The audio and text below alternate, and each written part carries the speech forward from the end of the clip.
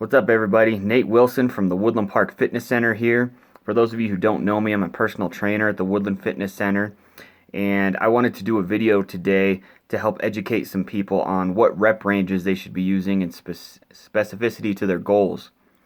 And I'd say that's one of the biggest questions I get asked when I am beginning to work with someone is how many reps should I be doing to accomplish my goals and get to where I want to be.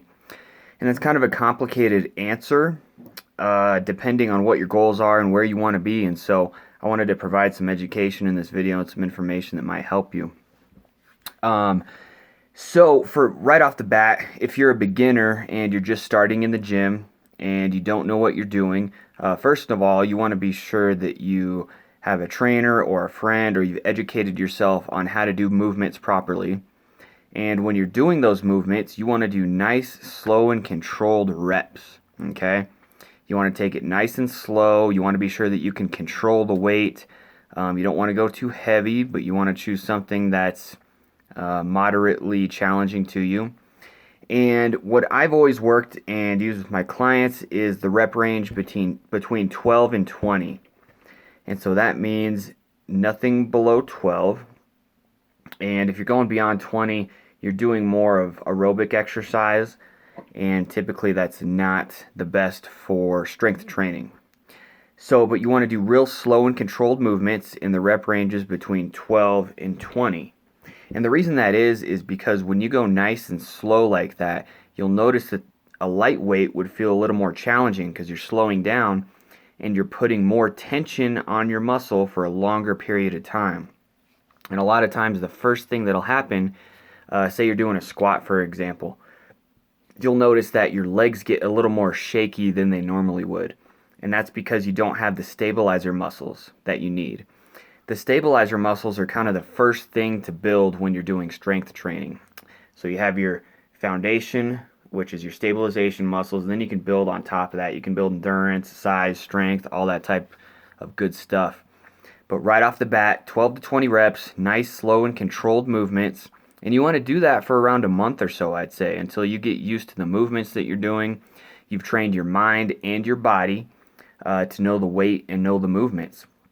And then beyond that, it would depend on what your goals are, what you'd want to do from there. But maybe some of this information will help here. So you're going to have to ask yourself what your goals are and what have you been doing in the past months. If you're not a beginner and you have been working out, what have you been doing? Have you been doing low reps and a lot of weight? Well, you might need to up your reps and try something different because you might have hit a plateau. But check out some of this information I'm going to give you. So when we're working in a rep range between 1 and 5 reps, you're using a system in your body, or you're using ATP for energy. And that's the most readily available energy you have. It's going to be the most beneficial for strength and explosiveness. It's where the best energy comes from. Obviously, because you're fresh and you haven't used it all yet. But that goes away after about 10 seconds or so. And so in the first 10 seconds of an exercise, you're using maximal strength. And after you use up all your ATP after 10 seconds, if you want to replenish that, it takes about 3 minutes. And so what you'll notice is if you watch a lot of informational videos on powerlifting, or if you see someone powerlifting, they typically take longer breaks in between their sets. They'll take up to 3, maybe even 5 minutes in between sets. I've heard of that too, up to 5 minutes rest. And that's because they're waiting for all their ATP to get replenished so they have enough energy to put it into the next lift. And so that's ATP for you there. So the next system you start using in your body after 10 seconds is glycolysis. And that's where you start to use glycogen to produce energy in your body, or produce ATP. So that happens after 10 seconds, and that's typically at about 6 reps or so, 6 or 7 reps. And that can be used up until about, I'd say 20 reps or 40 seconds or so, okay? So what happens between reps 6 or 7 all the way up to 20 is you start to use hypertrophy a little more. And for those of you who don't know what the word hypertrophy is, that's basically, by definition, it's enlarging the muscle fibers, okay? So this rep range is what a lot of bodybuilders use. So if you're going to go into a bodybuilding competition, typically most people, they use hypertrophy a lot. And in this stage, you're using glycogen. And what glycogen is that's basically fuel for our muscles and our body that's derived from carbohydrates and maybe even a little bit of sugars too. So this is really beneficial because obviously we want to burn through carbs and burn through sugar because that keeps us lean. So working in this rep range is really advantageous as far as adding definition, adding size, but you also build strength too. And so I noticed a lot of people they use heavy weight all the time and they use low reps. And a lot of times they plateau because they're not using hypertrophy enough. Well, keep in mind, if you're using hypertrophy and you're getting a bigger muscle, that's often going to mean a stronger muscle too. So even if you want to build strength, you still want to be utilizing hypertrophy because that's advantageous to gaining strength. In fact, if you'll do some research, even some of the best powerlifters in the world use, on the upwards of 15 to 20 reps to build strength in their off season and get their lifts up, their maximal lifts. And one example is one of the best squat strength exercises that you can use is a 20 rep squat max program. And I'm sure it's on Google and I'm sure it's out there. But for example, you take your 20 squat rep max and say that's 135 pounds for me. You squat about 2 to 3 times a week on the program, I think. And after about 6 months, maybe even a year if you're really serious about it, you'll find that your 1 rep max is now equivalent to your 20 rep max if you do the program properly. It's a real interesting program. Go check it out if you want to try it. But the reason I'm telling you that is so that I can show you don't have to stay in that 1 to 5 rep range to get strong. Hypertrophy works too, okay? But after about 20 reps or so, you start to use the oxidative pathway or aerobic exercise or a little bit of cardio. And that's how your body chooses to produce ATP after 20 reps or so.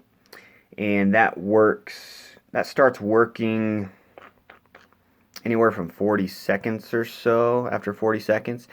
But you're still using a little bit of glycolysis too. So those two systems kind of overlap. Now the oxidative pathway, and that being cardio, is obviously a great way to burn fat, especially visceral fat that likes to hang out around the belly. It's also good for muscle endurance, so you're still getting a little bit of strength if you go beyond 20 reps. It's just more of an endurance type of strength for your muscles. And sometimes that does take away from your maximal strength. And so you'll get weaker on those 1 rep maxes possibly, depending on what your program looks like. And there's a lot of exceptions to this too, depending on what your program looks like over the course of 3 months or a year. There's a lot of exceptions and a lot of details that I can't really explain, and I don't have time to explain in this video. But that's just the basics. And so just to review, the maximal strength range, when you're trying to learn how to handle that heavy weight and say you're doing a powerlifting meet and you're dialing in to figuring out what your 1 rep max is, you're going to work in the 1 to 5 rep range, okay? Now there's this saying, everything works, but nothing works forever in fitness. And what that means is you can use hypertrophy, you can use 6 to 12 reps to 20 reps, you can use 1 to 5 reps.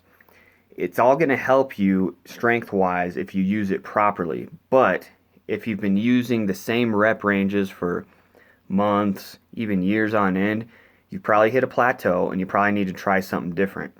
And maybe you need a personal trainer to help you out too. So 1 to 5 rep range for maximal strength. 6 to 15 to 20 reps is going to be hypertrophy, so that's to get the muscle a little bigger, build a little of endurance, and that's going to help with strength too.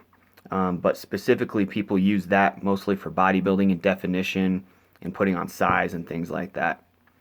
And then after that, you hit the oxidative pathway, or you start to hit cardiovascular systems. And like I said, that's going to build some muscle endurance, but might take away from your maximal strength. But that has many benefits too. Obviously, cardio is good for burning fat, good for heart endurance. And just a little note for those of you who do lots of strength training and kind of steer away from cardio.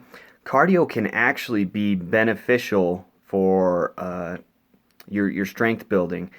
And the way that works is when you do cardio, you get more oxygen distributed to your whole body. And so if you're trying to recover from a strength building workout, then if you do a little cardio afterwards, your body's going to be distributing more nutrients to the muscles and wherever else to help recover. So cardio means more nutrients, more oxygen, better recovery, as long as you're not doing too much cardio. Okay? So keep in mind, if you're trying to get strong and you heard someone say don't do any cardio, well, that's not true that you don't have to do any cardio, but maybe just monitor your cardio and maybe don't go over 20 minutes or so. But that's a whole nother video. So I just want to give you guys that information. That's kind of the basics of different rep ranges and what they do.